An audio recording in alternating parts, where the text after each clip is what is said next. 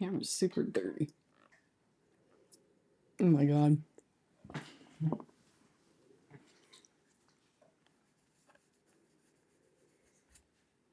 That's better. Sorry about that. All right. Hello, everybody. Hey, Victoria. So we're going to get started. I'm Brooke from Port St. Lucie Medical Wellness. I'm the nurse practitioner and owner there. And every Monday I do a live where I answer your questions if you have any, and then I generally will cover like a topic. So tonight's topic, hey Rachel. Tonight's topic is going to be UTIs. So reason I bring this up, I recently had a patient who came in. Her daughter brought her in. She was a more mature lady, and she was coming in for some like non-medicinal ways to help with UTIs. And the reason she came in for that is because she just got out of the hospital because she was septic with a UTI. And it's hitting close to home for me because my mom is currently in the hospital with sepsis from a UTI.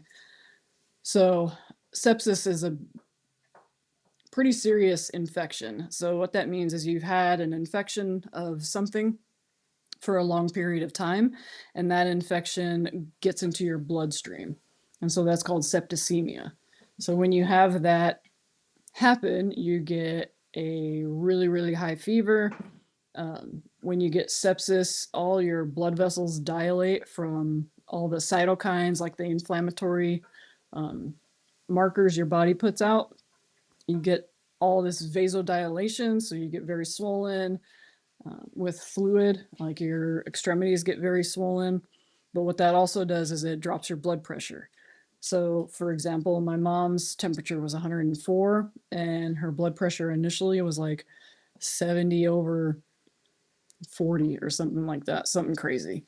So you're very, very sick. They have to do blood cultures and urine cultures and basically figure out where the infection's coming from, what kind of infection it is, what's the bacteria, and then they can figure out what it's susceptible to, what antibiotic it's susceptible to, and then that's the antibiotic they can use to treat it. So when this lady came in, the same thing had happened to her. She was very sick. She was in the ICU, just like my mom. And so I was talking to the lady about her medical history. So some of the reasons we get UTIs. Women get them more frequently than men, just because our urethra is shorter. So the distance from basically the outside of the urethra to the inside of the bladder is much shorter than a man's, right? So men don't get them as frequently as women because the bacteria have a lot farther to travel with men. And so it oftentimes doesn't reach the bladder. With women, we are more prone to them.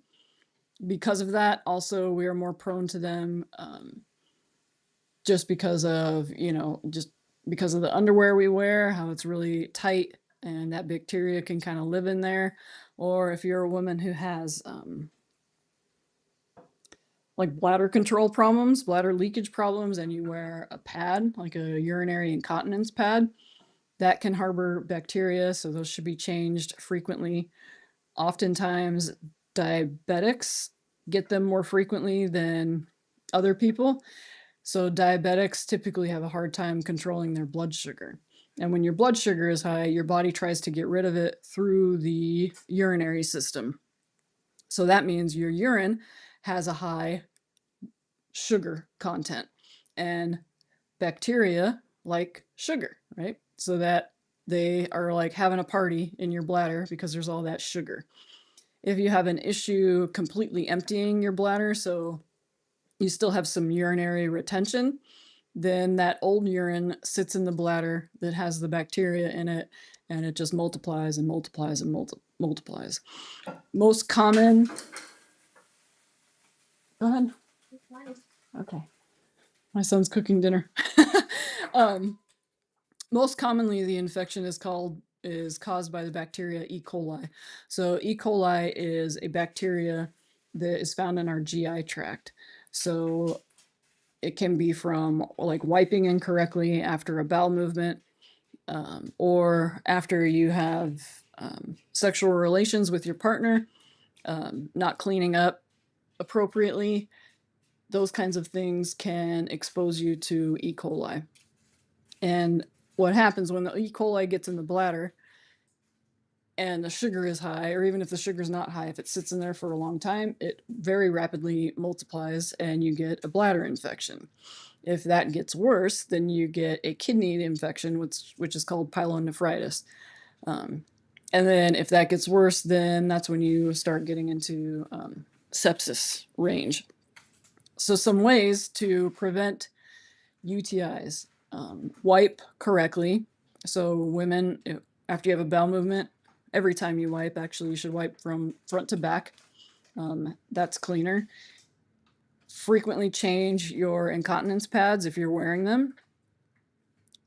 And completely empty your bladder. So sometimes when we sit on the toilet, we think the bladder is empty, but you can actually strain a little bit and get more urine out. So you'll find that there's probably more urine in there than you thought, even when you thought you were done going to the bathroom. The other thing is controlling your blood sugar. So if you're diabetic, keep your blood sugar under control, and then the bacteria don't have any food, essentially. Another thing you can do is E. coli, that the bacteria, they're kind of cylindrical shaped bacteria, and the outer cell membrane wall of those are sticky. So it sticks to the inside of the bladder, the inside of the urethra, the inside of the kidneys, all that. It can stick to the walls, and that's what makes it thrive and multiply.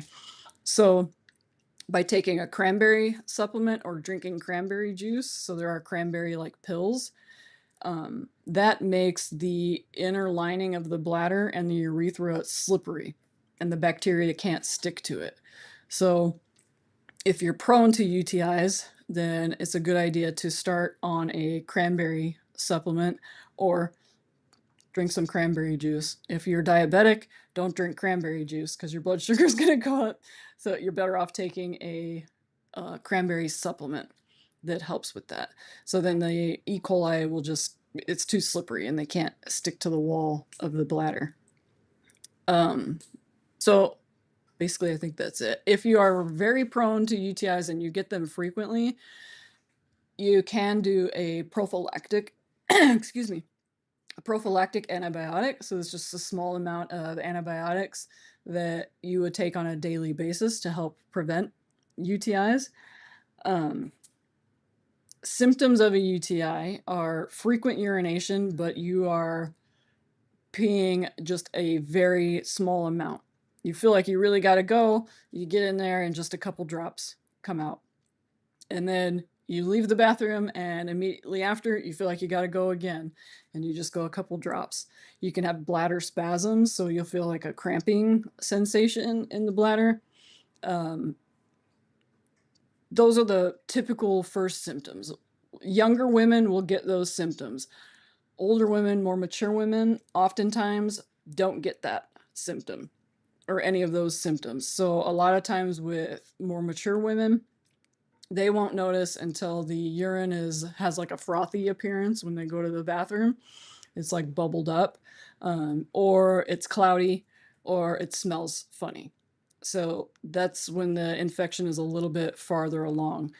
If you get to the point where it's going up to the kidneys, you start getting back pain. It doesn't have to be bilateral. It can be one side or the other. So you'll get back pain. You'll start running a fever. Some women, older women, will get confused.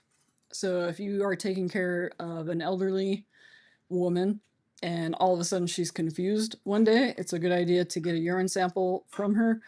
Most likely she has a UTI. If that's not her normal mental state, then it's a good idea to check her urine. Or they can start falling, they kind of get off balance, they can start falling.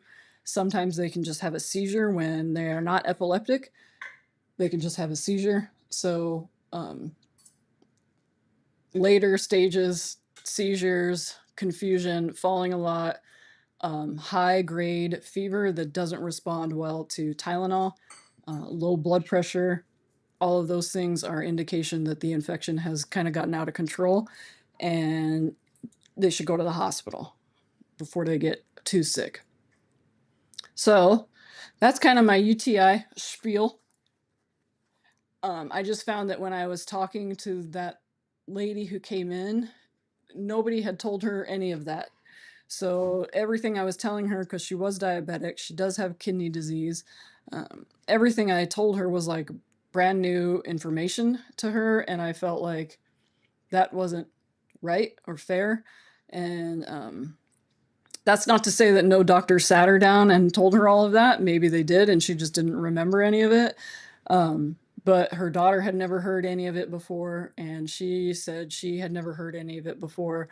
So I just felt like we should have that conversation, and people could be more aware of signs, symptoms, and causes of UTIs.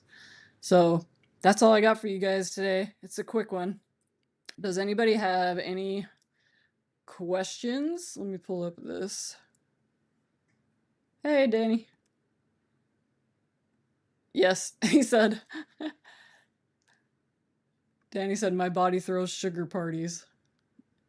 Yes, it does. Cindy, hello. Oh my gosh, I haven't seen you in forever. That's cool. Thanks for coming. Let's see if anybody else has questions on here. Nothing. All right, you guys. That's all I got. If nobody has any questions, how are you, Cindy? If nobody has any questions, then I will let you all go. I will go help my son finish dinner, and I will talk to you guys next week. Again, feel free to text us at 772-207-0080 with any questions, and I'd be happy to answer your questions there. I respond to everybody on there. Or you can just call the office, leave me a message, and I will absolutely get back to you. Cindy said, I need you. Come see me, Cindy. We're in Port St. Lucie. We're off of Port St. Lucie Boulevard, just between Gatlin and the Turnpike. So even stop in. You can stop in, say hello to me. Any questions you might have, I'll be happy to answer for you guys. So that being said, I will let you get back to your Monday, and I will see you guys next Monday. Have a good week, have a good night, and I'll see you next week.